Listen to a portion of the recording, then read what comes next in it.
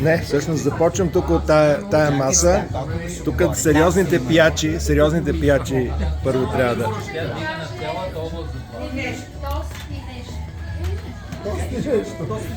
Това е само филмче, никой да не гълта бастун.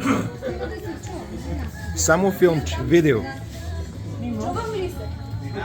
Да.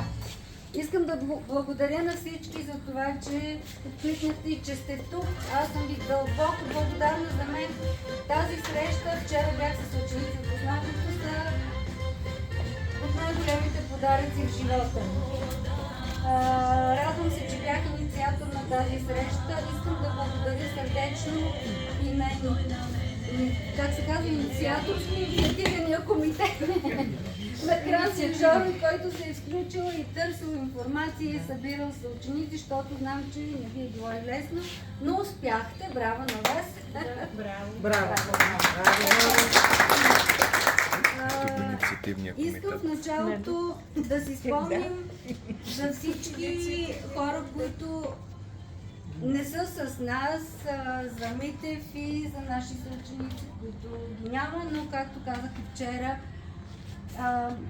може да ги няма по физически начин, но веднъж влезли хората в живота ни, те си намират място в нашия свят и в нашия живот, така че ги има и те присъстват. А вие присъствате на живо и това е още по-добре. Благодаря ви. Искам да пожелая на всички да имате срещи с хубави хора, които да карат сърцета ви, живота ви да грее, да носят радост и светлина в живота ви.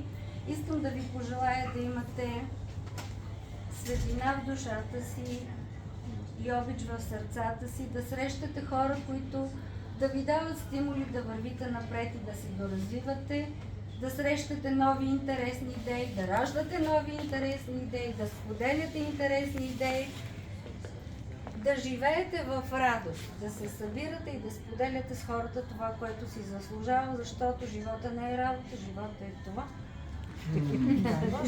И хубавите неща в живота не са неща, хубавите неща са ето тези срещи. Да не ги забравяме, защото в тези срещи сме истинските хора.